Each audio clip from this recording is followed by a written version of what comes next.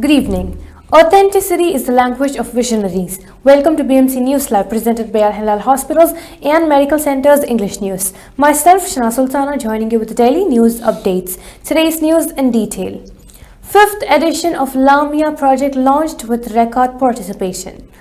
Following the directives of His Highness Sheikh Nasser bin Hamad Al Khalifa, representative of His Majesty the King for Humanitarian Work and Youth Affairs, the fifth edition of the national project Lamia has been launched.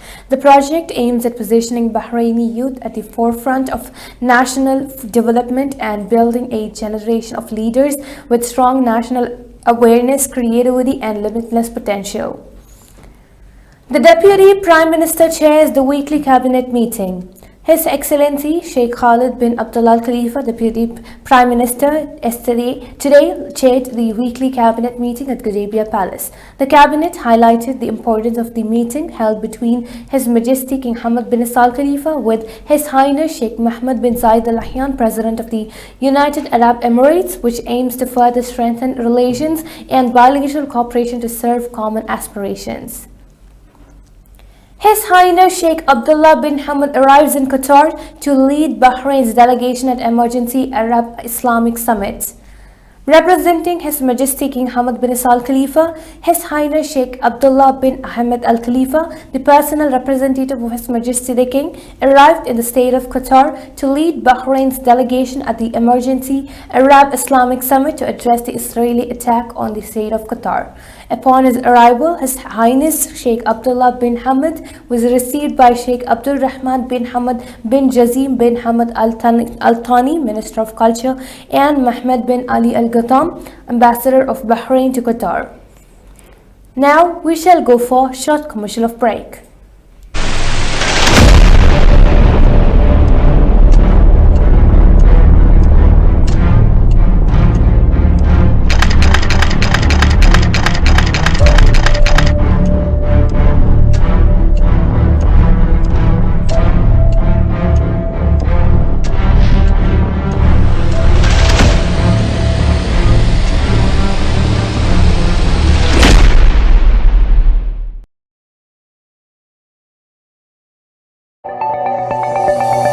Our skin is the mirror of our soul. Our skin is our largest sensory organ. Our skin needs a healthy microbiome balance. This is regulated by its pH value, which protects the skin from pathogens, cold and ultraviolet rays.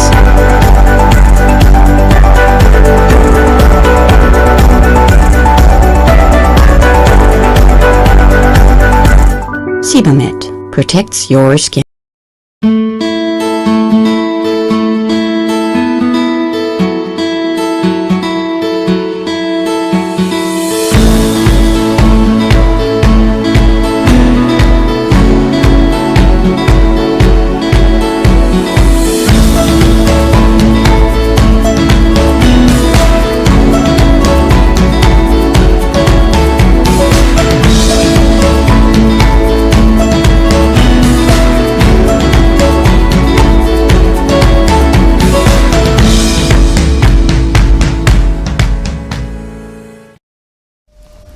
Welcome back. Bahraini MP highlights Kingdom's role in strengthening GCC-ASEAN cooperation.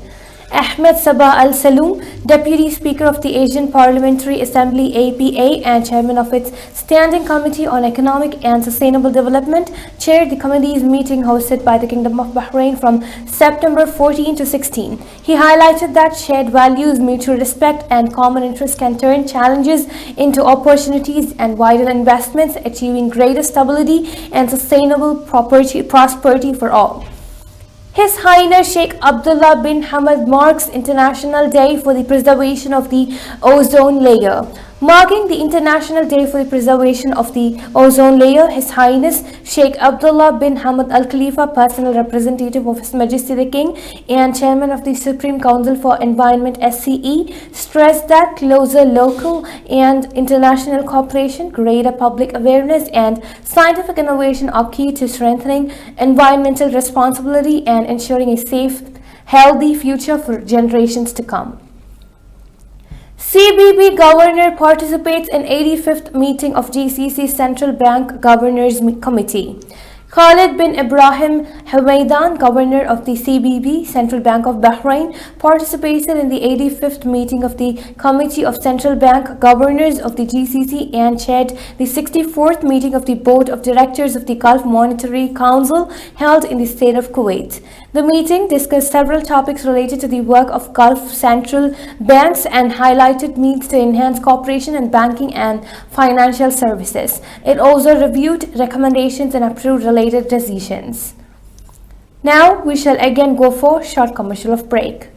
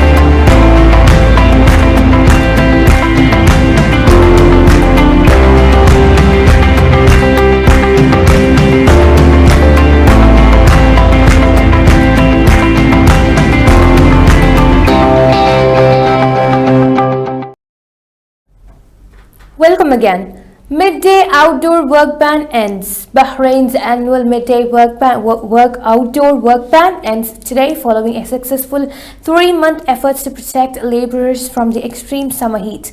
The clamp, which was in force from June 15, prohibited laborers from working in open areas or direct sunlight between noon and 4 p.m. Death toll from Nepal protests against corruption touches 72. Authorities in Nepal have raised the death toll from last week's unrest to 72 as search teams recover bodies from government offices, houses and other buildings set on fire during the anti-corruption protest, the health ministry said yesterday. In the deadliest outbreak of political violence in Nepal for decades, mainly young Nepalese took to the streets of the capital and other cities early last week, prompting Prime Minister KP Sharma Oli to resign on Tuesday. With this, we come to the end of today's news. Stay tuned for daily news updates in BMC News Live English at 7:30 p.m. Thank you so much for watching. Signing off, Shana Sultana. Good night.